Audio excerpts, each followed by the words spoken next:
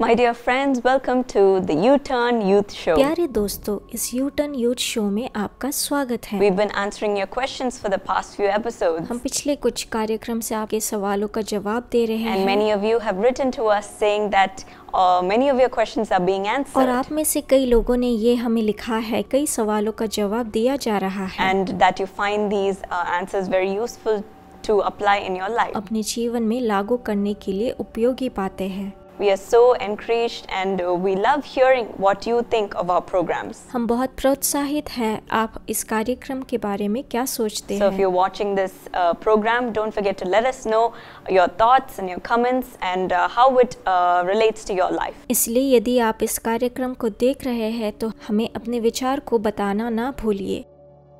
So even now we're going to answer one of your questions. हमारे जीवन में हमें पहला स्थान किसे देना चाहिए और क्यों? So when I saw this question, the first thing that I thought of was something that I heard when I was small. जब मैं इस प्रश्न को देखती हूँ तो मुझे एक बात याद आती है जो मैंने अपने बचपन में सुनी थी। We typically hear this in our school, and maybe when we were younger we could have heard about the saying. हमने अक्सर इसे स्कूल या कॉलेज में सुना होगा। It's the order of who we should give priority in our lives. ये हमें जीवन में किसे प्राथमिकता देनी चाहिए ये सिखाता Mother, है। father, teacher, God. माता पिता, टीचर या फिर परमेश्वर। But we as children of God, क्योंकि हम परमेश्वर के बच्चे हैं, we go by this verse in the Bible, हमें बाइबल के अनुसार चलना चाहिए, which is from Matthew 6:33. जो पाया जाता है मत्ती 6:33 में। But seek first the kingdom of God and his righteousness, and all these things shall be added unto you. इसलिए पहले तुम उसके राज्य की खोज करो, वस्तुएं तुम्हें मिल जाएगी। So as children of God, we should give first priority to God. हमें अपना पहला पद परमेश्वर को ही देना चाहिए। In our home, that's the culture that we've been brought up in. हम इस संस्कृति में पले बड़े हैं। Even while we were small, our parents would say, give thanks to God in जब हम everything. छोटे थे तो हमारे माता पिता कहते थे कि हमें हर बात में परमेश्वर की धन्यवाद देना Whether it's चाहिए। something new that you've bought for yourself, or it's something new that you've received, or some good thing that you've accomplished, or it's a competition that you've won.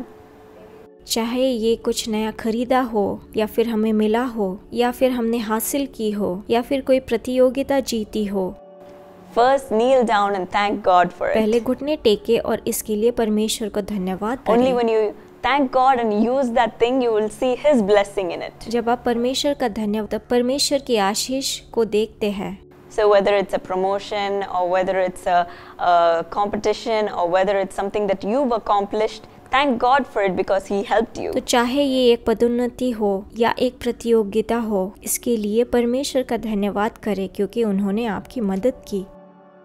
And my mom used to say, maybe I would have gotten a laptop or a small thing from the store. Before opening it itself, you should thank God and allow Him to be with you when you use it. इसलिए मेरी माँ कहती थी जब मैं शायद कुछ laptop या फिर छोटी सी चीज़ दुकान से खरीदूं, हमें परमेश्वर का शुक्रिया अदा करना चाहिए। And my dad, before attending a phone call, he would always make a small prayer before attending the call.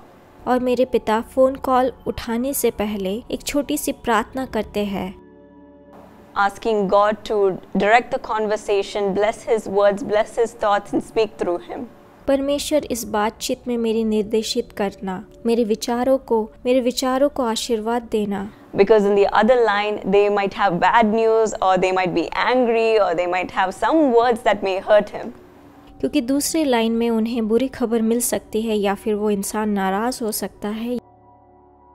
So I'll pray that God will take control of the conversation. इसलिए हम प्रार्थना करते हैं कि परमेश्वर बातचीत पर नियंत्रण रखे। So in all of these small things, my family has trained us to give thanks to God and allow Him to be in everything in our life. इसलिए इन छोटी छोटी चीज़ों में हमारे परिवार ने परमेश्वर को धन्यवाद दिया और अपने जीवन में हर चीज़ों को उनके हाथों में समर्पित करने की प्रशिक्षित किया है।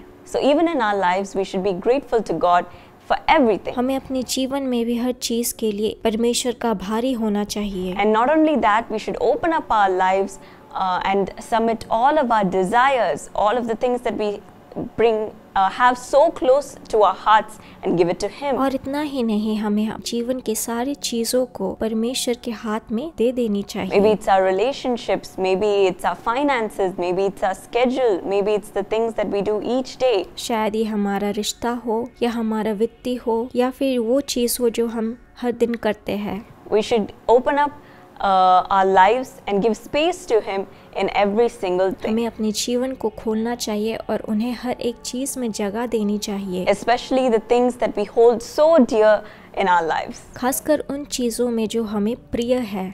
Then we will see God's blessing in each तब हम thing. सारे वस्तुओं में परमेश्वर के आशीष को We'll देखेंगे। feel how easy it is to do each thing, हमें लगेगा कि हर काम कितना आसान है, because we will feel that God is leading our lives. क्योंकि हमें लगेगा कि परमेश्वर हमारा जीवन चला So रहा even when we है। brush our teeth in the morning, we should have God during that time. इसीलिए जब हम सुबह ब्रश करते हैं तब भी परमेश्वर हमारे पास होना चाहिए। Or when we are traveling, we should have God having His protection with us. जब हम यात्रा करते हैं तो परमेश्वर की सुरक्षा हमारे साथ होनी Or when चाहिए। we are going to speak somewhere, we should have God control our words, our conversations, our thoughts. जब हम कहीं बोलने जा रहे हो तो अपने शब्दों, अपने बातचीत परमेश्वर का नियंत्रण रखना Then we चाहिए। will see God's blessing in it. तब हम इसमें प्रभु का आशीर्वाद देखेंगे। And not only that, और इतना ही नहीं, not only in our happy moments, our achievements, and all the things that we're doing, ना केवल हमारी खुशी या फिर उपलब्धियों में,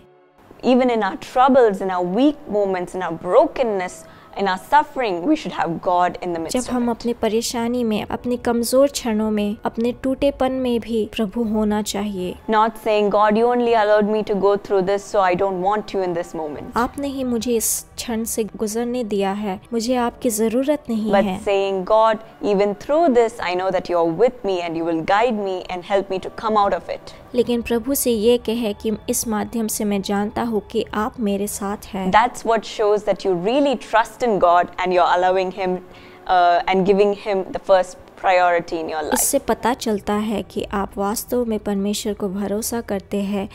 In those moments, we should not let our own flesh take over and do everything on our own. उन पलों में हमें अपने शरीर को हावी नहीं होने देना चाहिए, That will never last. जो नहीं टिकेगा। But as the Bible says in Proverbs 3, 5 and 6, लेकिन जैसे कि बाइबल नीति वचन 3:5 में कहता है, trust in the Lord with all your heart and lean not on your own understanding. अपने पूरे दिल से प्रभु का भरोसा रखे और अपने समझ का सहारा ना ले। In all your ways acknowledge Him and He will make your path straight. अपने सभी तरीकों में उसे स्वीकारे और वो तुम्हारे मार्ग को सीधा That's करेगा। what we want in our lives, right? हम अपने जीवन में यही चाहते हैं ना, A good life, एक अच्छा जीवन, a happy life, एक सुखी a जीवन, life full of blessing. आशीर्वाद से भरा So जीवन। when we trust in God and don't do everything by ourselves इसलिए जब हम परमेश्वर पर भरोसा और सब कुछ अपने आप नहीं and करते have हैं, God in everything, every situation, everything in our life, तो हमारे जीवन में हर चीज में, हर स्थिति में परमेश्वर होते हैं। our paths will be straight. मार्ग को सीधा करेंगे It will be perfect, और ये सुंदर होगा। more than what we imagine for our life. कल्पना करते हैं कई अधिक परिपूर्ण So होगा। from today, try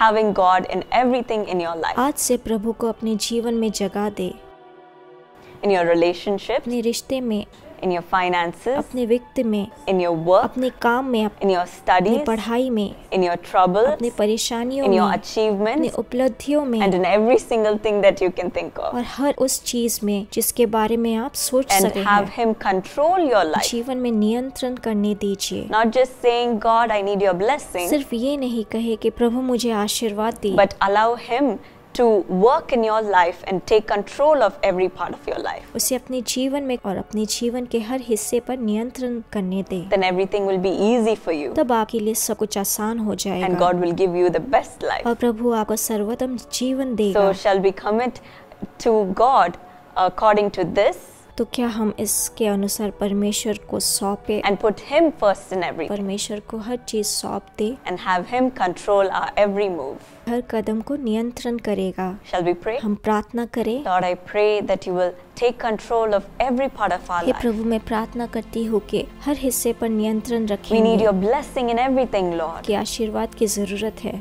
We don't want to do anything by our own हम अपने flesh. शरीर के द्वारा कुछ भी नहीं करना चाहते, No more our own words, न हमारे अपने शब्द, no more our own thoughts, न हमारे अपने विचार, no more our own actions, न हमारे अपने कार्य, no more our own decisions. न हमारे अपने निर्णय। But let it be you taking control of every aspect of our life. आप हमारे जीवन के हर पहलू पर नियंत्रण रखने दें। From the time we wake up till the time we go to sleep, I pray that you will control our every move, Lord. हमारे जागने से लेकर हमारे सोने तक आप हमारे हर कदम पर नियंत्रण करेंगे। Let your presence always be with us. आपकी उपस्थिति हमेशा हमारे साथ Help us रहे। to always acknowledge you, आपको स्वीकार करने की मदद करे। trust you with every part of our life, जीवन के हर हिस्से में आप पर भरोसा so that करें, our paths will be straight, ताकि हमारे रास्ते सीधे हो, not crooked, टेढ़े नहीं, not broken, टूटे नहीं, not rocky, पथरीले नहीं, but it'll be straight and smooth.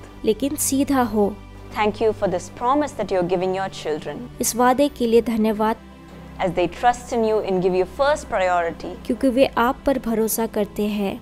Bless them and give them a good उन्हें life, आशीर्वाद दे और उन्हें एक अच्छा so that जीवन they they, will shine in the midst of their peers कि वे अपने साथियों के बीच चमक सके and know that you are in control of their और life. जान सके कि आप उनके जीवन के नियंत्रण में हैं। Bless them, Lord. उन्हें आशीष दे, In Jesus' name I pray. प्रभु यीशु के नाम में, Amen. आमीन। May God bless you. परमेश्वर आपको आशीष So my they. friends, if you have any more questions, तो मेरे दोस्तों, यदि आपके पास और don't प्रश्न forget to है email us तो हमें ईमेल, or WhatsApp us हमें यूट्यूब पर, or send it through YouTube or social हमें media. यूट्यूब पर या फिर सोशल मीडिया के माध्यम से We'll be getting भेजें। back with an answer in the next episode. अगले एपिसोड में जवाब के साथ वापस So आएंगे। don't miss our program. कार्यक्रम को देखना ना भूलें। Continue to watch and it'll be helpful for your youth life. ये कार्यक्रम आपके युवा जीवन के लिए मददगार So साबित until I होगा। see you next time, तब तक के लिए bye. अलविदा।